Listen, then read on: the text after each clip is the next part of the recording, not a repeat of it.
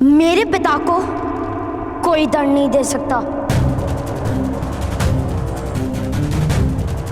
यदि तुमने मुझे रोकने का प्रयत्न किया तो गांधार और हस्तिनापुर की सेना से तुम्हें युद्ध करना पड़ेगा। अपने पिता के जीवन की रक्षा करते अपने पूरे परिवार के जीवन को संकट में डाल दोगे। पुत्रगण, वचन दो, कोई ऐसा कार्य नहीं करो कि जिस कारण तुम्हारी माता या भाई पर कोई संकट आए। वचन दो।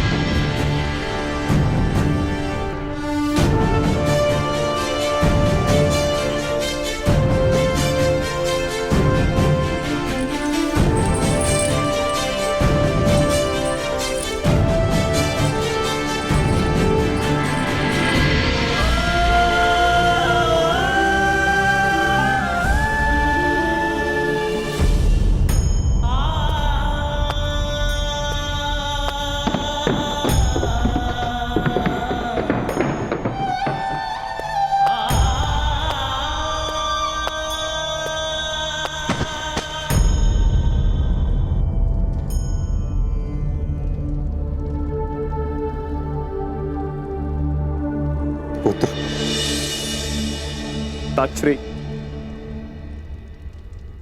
ये क्या छल हुआ है मुझसे?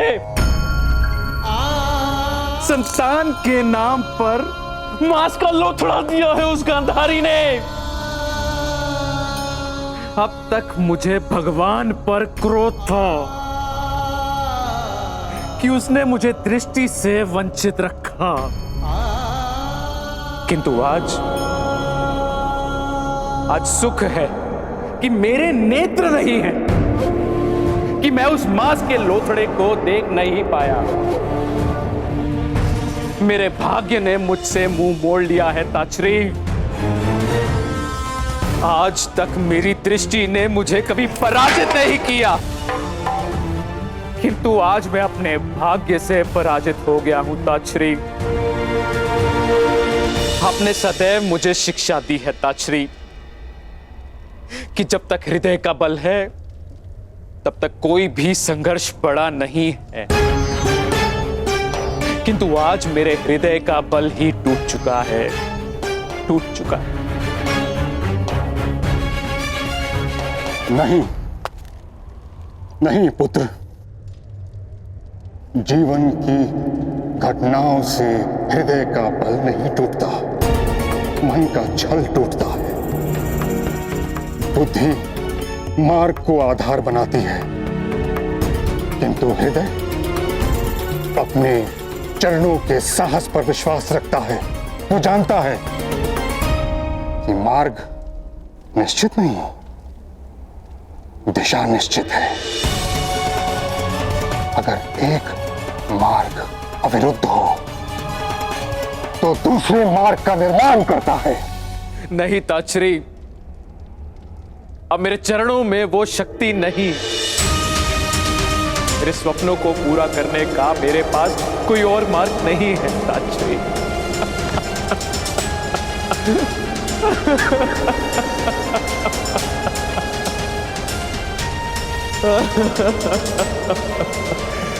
कोई तो उपाय होगा ताक्षरी, कोई तो उपाय बताइए ताक्षरी।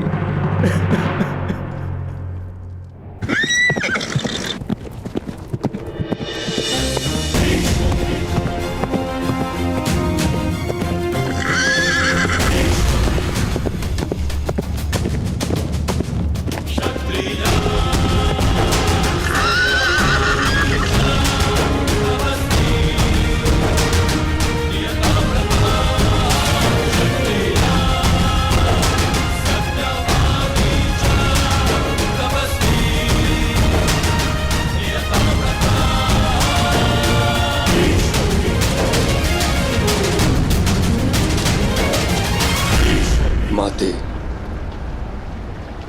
आज आपके पुत्र को आपके मार्गदर्शन की आवश्यकता है।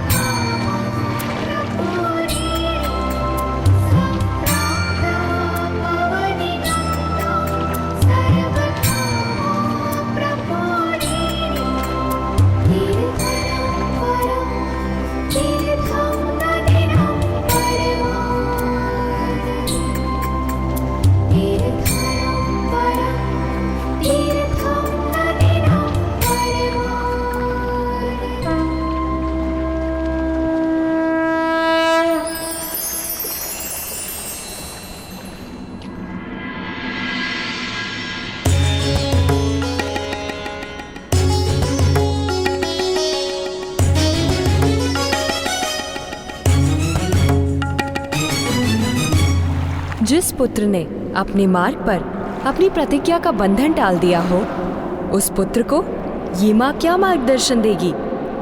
उसी प्रतिज्ञा पर किसी भी स्थिति में अटल रहने का मार्गदर्शन। क्या ऐसी कोई स्थिति हस्तिनापुर में उत्पन्न हुई है पुत्र?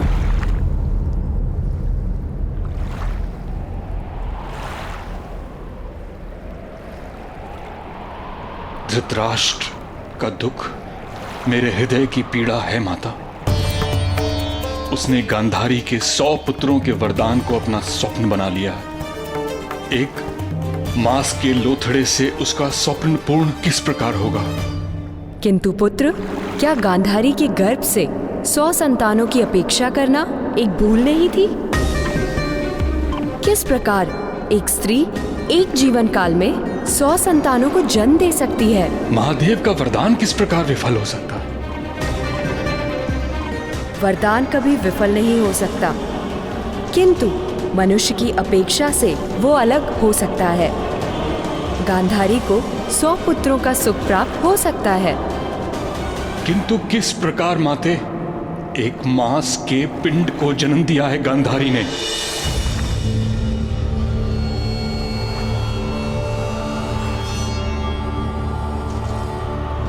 नहीं पुत्र, उसने 100 संतानों के गर्भ बीज को जन्म दिया है।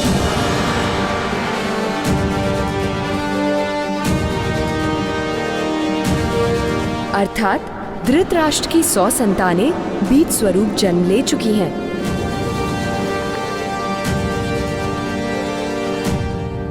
अब उन्हें मानव का रूप देना होगा, और ये कार्य इस पृथ्वी पर केवल महामुनि व्यास ही कर सकते हैं। यदि कल सूर्योदय तक महामुनि हस्तिनापुर जाकर उस पिंड को अपना आशीर्वाद दें, तो धृतराष्ट्र की 100 संतानें जन्म लेंगी।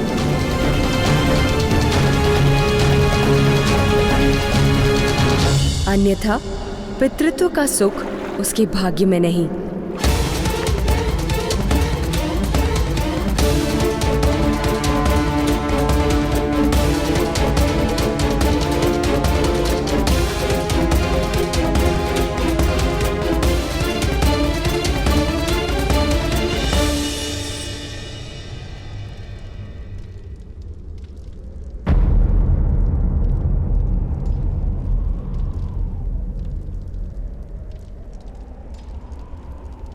धैर्य रखो पुत्र।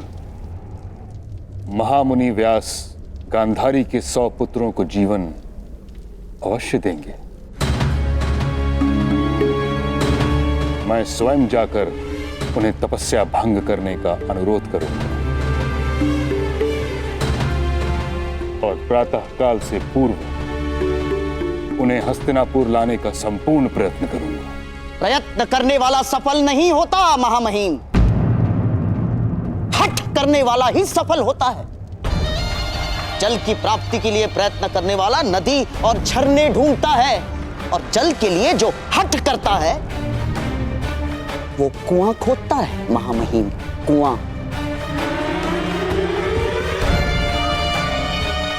और आपको कोई अंतर नहीं पड़ता मेरी बहन की संतान जिए या नहीं।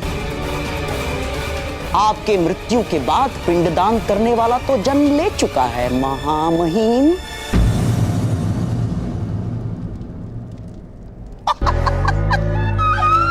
महाराज पांडु के घर में हैं?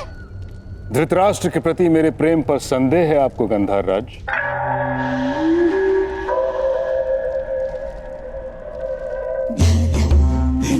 कदापि नहीं महामहिम।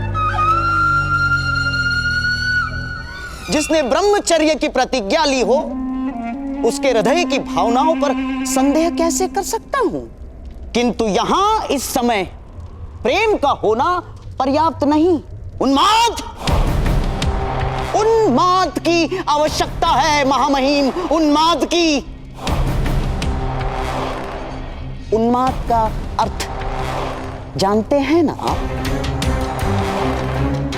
जिसे रात और दिन का भेद दिखाई ना दे, जिसे सत्य असत्य, सार असार उचित अनुचित का विस्मरण हो जाए। उसे कहते हैं उन्माद, जो आज मेरे अंतर में है। इसीलिए शकुनी स्वयं महामुनि की खोज करने जाएगा। महामहिम,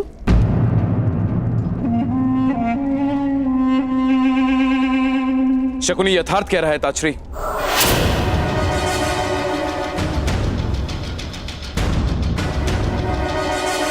आप सदा ही धर्म के मार्ग पर चले, किंतु इस समय धर्म का नहीं, परिणाम का महत्व है।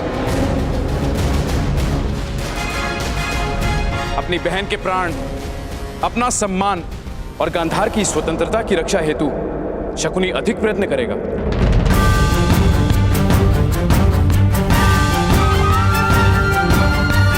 मेरा आदेश है, शकुनी जाएगा महामुनि को ढूंढने हेतु।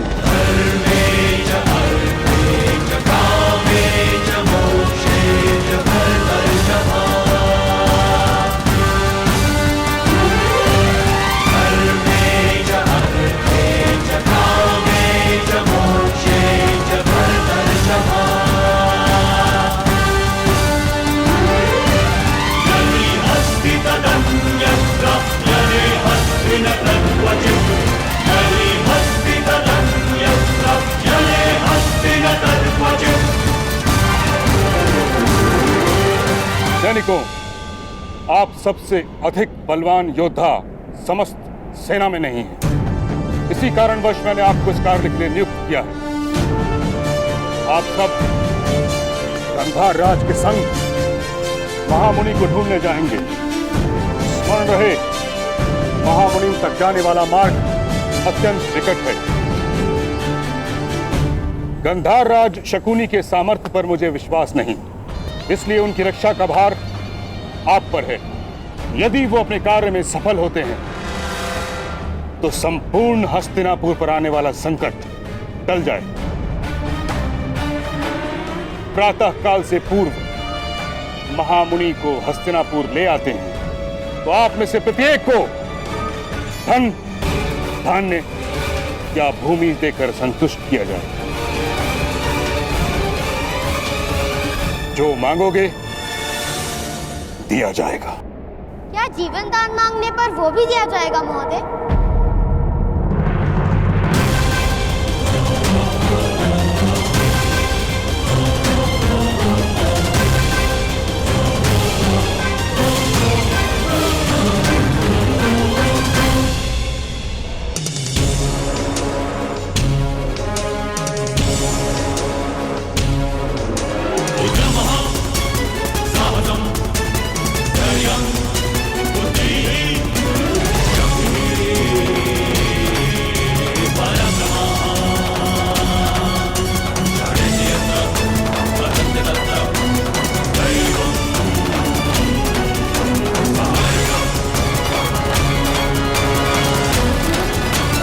बालक, तुम्हें यहाँ आने की अनुमति किसने दी?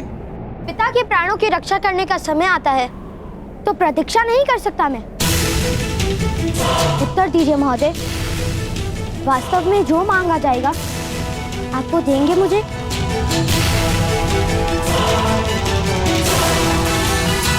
किंतु केवल सैनिकों को। अगर मैं इनसे पहले लेकर आऊंगा तो?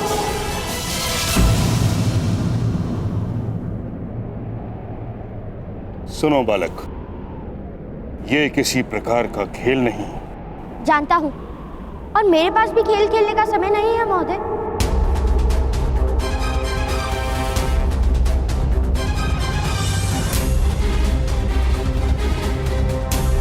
मैं अवश्य अपने पिताश्री की रक्षा करूंगा।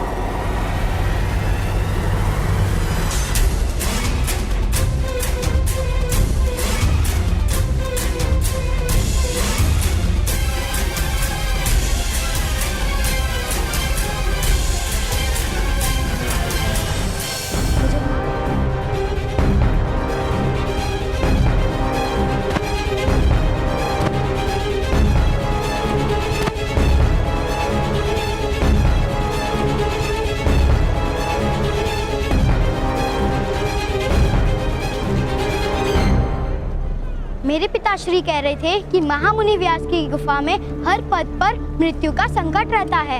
मृत्यु का भय नहीं मित्र, मुझे महामुनि व्यास को महारानी गांधारी तक पहुंचाना है। महामहिम ने कहा है कि जो ये कार्य करेगा उसे मुंह मांगा इनाम दिया जाएगा। मैं इनाम में पिताश्री का जीवन मांग लूंगा।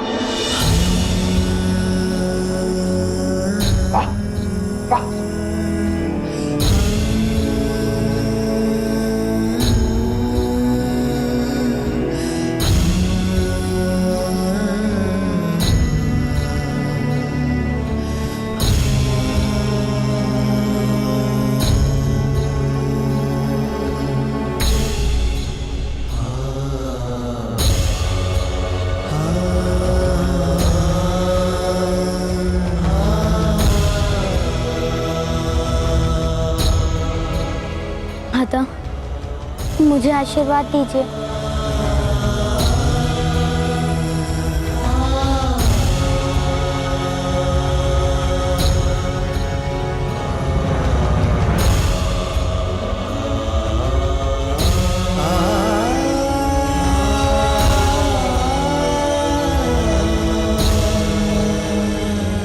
मेरा आशीर्वाद तुम्हारे साथ है पुत्र। तुम्हारा ये विश्वास ही तुम्हारा सबसे बड़ा बल बने।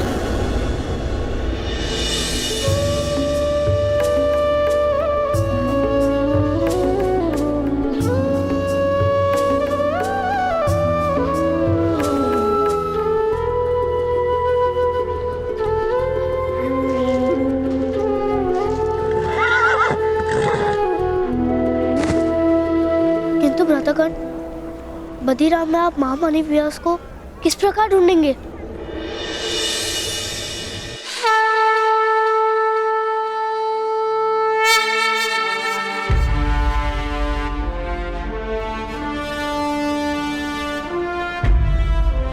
भगवान सूर्य नारायण मेरा मार्गदर्शन करेंगे।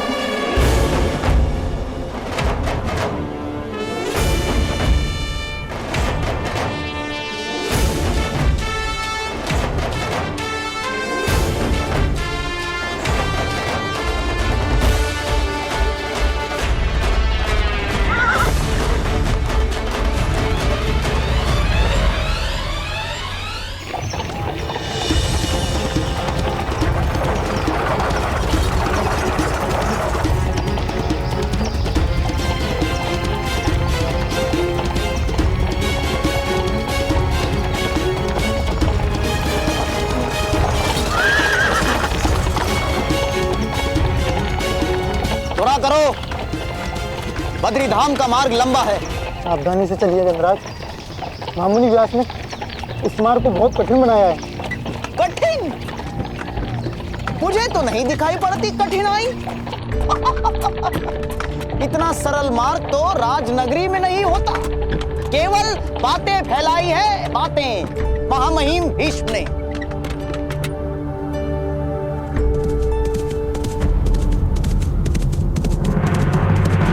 रथ रोको।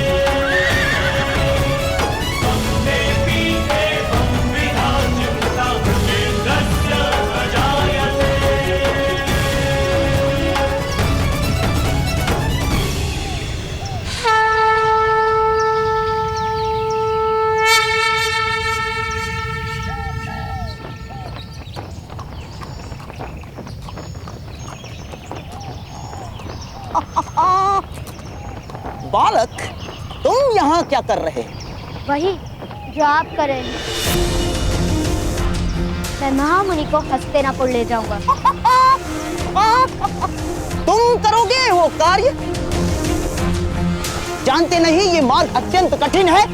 आप जानते हैं कि मार्ग कठिन है, आओ फिर तो ये कार्य आपसे हो ही नहीं पाएगा। जो कठिनाई नहीं जानता वही कठिनाइयों से पार उतरता है, ऐसा मेरे ताऊ ने कहा था। बड़े बातूनी हो बालक, किंतु ये बालकों का खेल नहीं। उत्तम, क्योंकि खेल खेलने का समय मेरे पास भी नहीं है महोदय, क्योंकि मुझे पिताश्री की रक्षा करने हेतु महामुनि व्यास को महारानी गांधारी तक पहुंचाना है।